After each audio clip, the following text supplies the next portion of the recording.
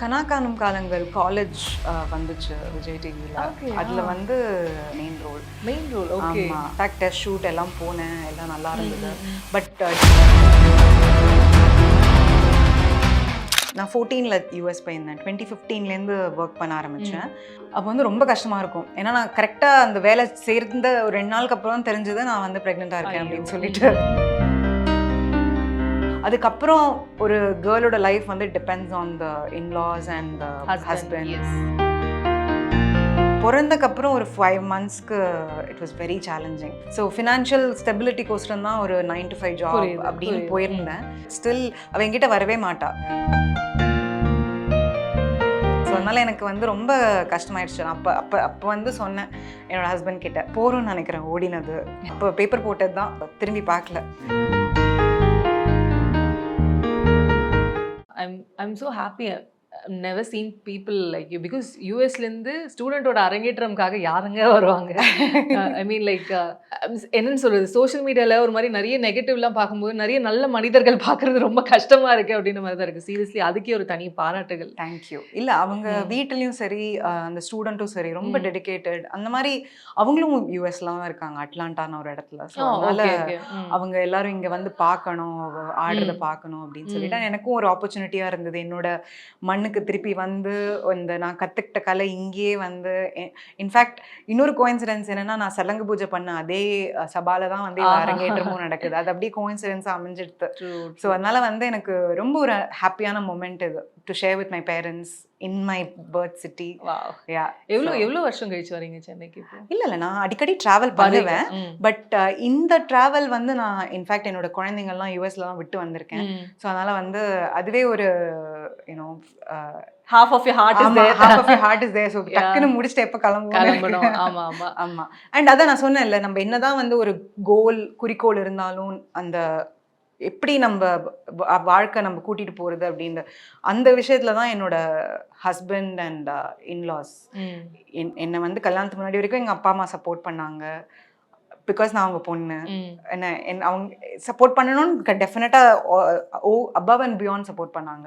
அதுக்கப்புறம் ஒரு கேர்ளோட லைஃப் வந்து depends on the in-laws and husband. இப்போ என் கிட்ஸ் வரைக்கும் they support me above and beyond. So அந்த ஒரு வாழ்க்கை அமைஞ்சதும் ஒரு பிளெஸிங் தான். ஏன்னா வந்து என்னோட மாமியாருக்கு ரொம்ப பிடிக்கும் பரதநாட்டியம் தான். ஸோ அதனால வந்து அவங்க பையனோட என்ன தான் வந்து தூக்கி வச்சு கொண்டாடுவாங்க வீட்டில். கியூட். அதுக்குமே வந்து தனி பிளெஸிங் தான். ஒரு என்னன்னு சொல்லுது, மாமியார் அண்டர்ஸ்டாண்டிங் மாமியார் ஹஸ்பண்ட்லாம் கிடைக்கிறது ஒரு சாதாரண விஷயம் இல்லை. Of course you spoke about the acting chances அப்படின்னு இருக்கும்போது எல்லாமே வரும் மீடியாவில் அப்படின்னு இருக்கும்போது அது நம்ம தேடி வரும்ல. என்ன மாதிரி ஆக்டிங் சான்சஸ் கிடைச்சது அப்படின்னு தெரிஞ்சுக்கலாமா? ஸோ கனா காணும் காலங்கள் காலேஜ் வந்துச்சு விஜய் டிவியில். அதில் வந்து I was supposed to be doing one role, main role. ஆமாம். ஸோ அது வந்து நான் இன்ஃபேக்ட் டெஸ்ட் ஷூட் எல்லாம் போனேன், எல்லாம் நல்லா இருந்தது. பட் டேட் வந்து ரொம்ப லேட்டாக ஆயிடுச்சு கிடைக்கிறதுக்கு. ஸோ அதனால வந்து வெயிட் பண்ணுறதுக்குள்ள எனக்கு ஜாப் ஒன்று கிடைச்சிருச்சு. ஸோ அதனால நான் வந்து அதை ஐ picked up whichever came my way first. So அதனால் அது பிக் பண்ணிவிட்டு and then I started working. அப்புறம் தான் வந்து ஜோடி சீசன் 5 வந்துச்சு.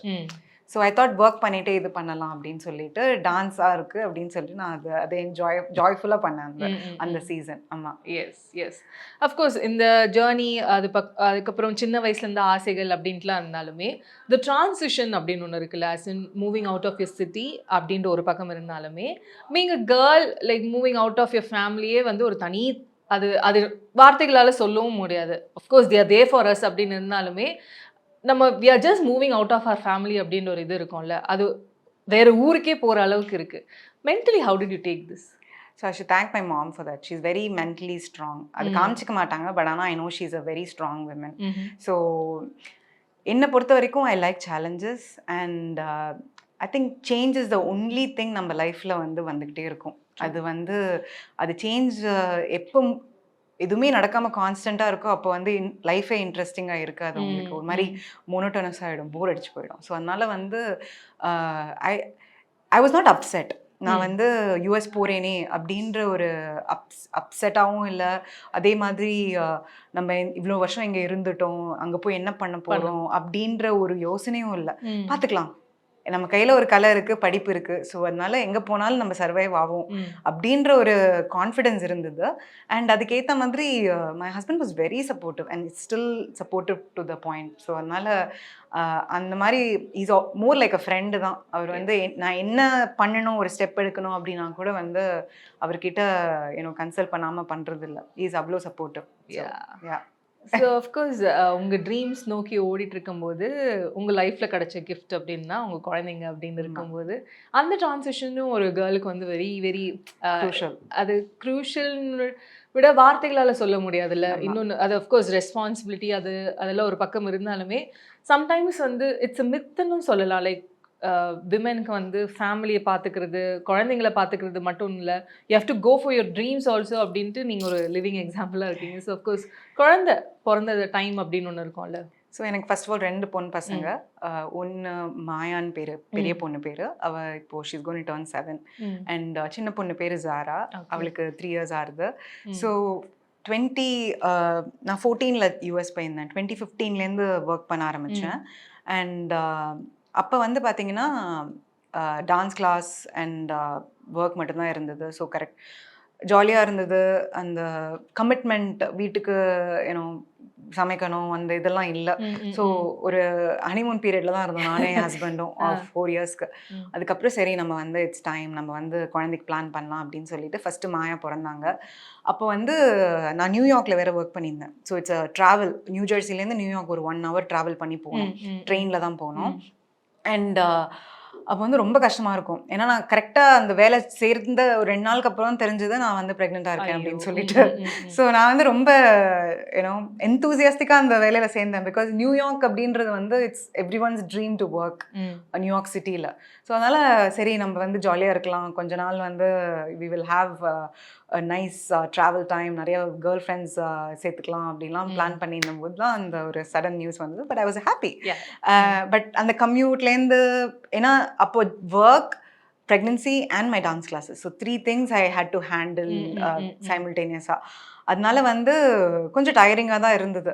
அப்புறம் பிறந்தக்கப்புறம் ஒரு 5 monthsக்கு it was very challenging. Maternity லீவில் இருந்த வரைக்கும் தெரியல. அதுக்கப்புறம் ஒன்ஸ் வேலைக்கு போகும்போது தான் வந்து ரொம்ப சேலஞ்சிங்காக இருந்தது. ஏன்னா நான் காலையில் 7 மணிக்கே கிளம்பிடுவேன், நைட் 7 மணிக்கு தான் வருவேன். அந்த டைமில் வந்து அவங்கள பார்த்துக்கிறது அதெல்லாம் வந்து ரொம்ப, அம்மா இருந்தாங்க சப்போர்ட்டுக்கு, பட் ஸ்டில் அவள் என்கிட்ட வரவே மாட்டா, அப்பா கிட்ட தான் இருப்பேன் most of the time. So அதனால் எனக்கு வந்து ரொம்ப கஷ்டமாயிடுச்சு. நான் அப்போ வந்து சொன்னேன் என்னோட ஹஸ்பண்ட் கிட்ட, போகிறோன்னு நினைக்கிறேன் ஓடினது, நான் வந்து டான்ஸ் ஸ்கூலில் ஃபோக்கஸ் பண்ணுறேன், டான்ஸ் கிளாஸஸ் ஃபோக்கஸ் பண்ணுறேன், பசங்க மேலே ஃபோக்கஸ் பண்ணுறேன் அப்படின்னு சொல்லிட்டு ஒரு வார்த்தை சொன்னேன். அவர் வந்து உன் இஷ்டம் அப்படின்ட்டாரு. அதுக்கப்புறம் அப்போ பேப்பர் போட்டது தான். 2019ல் வேலையை விட்டேன், டான்ஸ் ஸ்கூல் மட்டுமே பார்த்துட்டு இருந்தேன். ஸோ திரும்பி பார்க்கல. ஸோ 6 இயர்ஸாக வெறும் டான்ஸ் ஸ்கூல் தான் ரன் பண்ணிட்டு இருக்கேன். வேண்டாம் அப்படின்னு இருக்கீங்களா இல்லை? அப்படி இல்லை, ஐ எம் ஹாப்பி. எனக்கு ஆல்வேஸ் ஒரு டான்ஸ் ஸ்கூல் அண்ட் குருவாக தான் இருக்கணும் அப்படின்ற ஒரு இன்டென்ஷன் இருந்தது. ஸோ ஃபினான்ஷியல் ஸ்டெபிலிட்டிக்கோசரம் தான் ஒரு 9 to 5 ஜாப் அப்படின்னு போயிருந்தேன். ஸோ இப்போ இதுவே வந்து வெரி வெல்கமிங். என்னோட ஸ்கூல் வந்து பார்த்தீங்கன்னா I have like 3 locations and I have a lot of students. அங்கே 100+ ஸ்டூடெண்ட்ஸ் இருக்காங்க. ஸோ அதுவே நல்ல டைம் கன்சியூமிங்காக இருக்குது. அண்ட் அதில் ஃபோக்கஸ் பண்ணி ஒரு ஸ்டாண்டர்ட் குரு, ஒரு ஸ்டாண்டர்ட் ஸ்கூல் அப்படின்ற என்றைக்குமே இருக்கணும் அப்படின்றது தான் என்னோட கோல், இப்போ ஃபியூச்சர் கோல். ஓகே. ஸோ அஃப்கோர்ஸ் நீங்கள் அந்த ஃபர்ஸ்ட் இது சொல்லியிருந்தீங்களா, என் பாப்பா வந்து ஃபர்ஸ்ட் கிட்ட வர மாட்டேங்கிறாங்க. செகண்ட் சைல்டு அது ஓரளவுக்கு மேனேஜபிள். ஆமா, அதான் அதுக்கப்புறமே வந்து லைஃப், குழந்தைங்க வந்ததுக்கப்புறம் கண்டிப்பாக லைஃப் ஸ்டைல் வந்து சேஞ்ச் ஆகிடுச்சு. அவங்களுக்கு ஏற்ற மாதிரி ஸ்கெட்யூல், அவங்க ப்ரையாரிட்டிஸாக நம்ம ப்ரையாரிட்டிஸ் ஆகிடும். அண்ட் சின்ஸ் எனக்கு 9 to 5 ஜாப் இல்லாததுனால கொஞ்சம் வந்து I was able to manage both my வீட்டு வேலை and also my school and then the kids schedule. And ஹஸ்பண்டும் வெரி ஹேண்ட்ஸ் ஆன். அங்கே 2 பேரும் வந்து சேர்ந்து வீட்டு வேலை, வீட்டு விஷயங்கள்லாம் பார்க்கலன்னா கொஞ்சம் கஷ்டம் தான் மேனேஜ் பண்ணுறது. ஆமாம். ஸோ அதனால் வந்து அவரும் வந்து ரொம்ப சப்போர்ட்டிவ் அண்ட் அகாமடேட்டிவ் அந்த மாதிரி வீட்டு விஷயங்கள்லாம். ஸோ செகண்ட் வந்து பிறந்தபோது அவர் ரொம்ப நாட்டி வேற. ஸோ அதனால் வந்து ஆனால் அப்பா கிட்ட பயங்கரமாக ஒட்டிக்கிட்டாங்க. ஸோ என்கிட்ட ஐ மீன் அஃப்கோர்ஸ் அம்மா தான் 2 பேருக்கும் பிடிக்கும். பட் அவள் வந்து அட்லீஸ்ட் என் பெரிய பொண்ணுன்னு அம்மா அம்மா தான் வேணும் அப்படின்னு இருப்பா. இப்போ கொஞ்சம் அப்பா கிட்டயும் பூரா, சின்னது வந்து ரொம்ப அப்பா கிட்ட அட்டாச். ஆமா. ஸோ அதனால அவருங்க மேனேஜ் பண்ணிப்பாரு.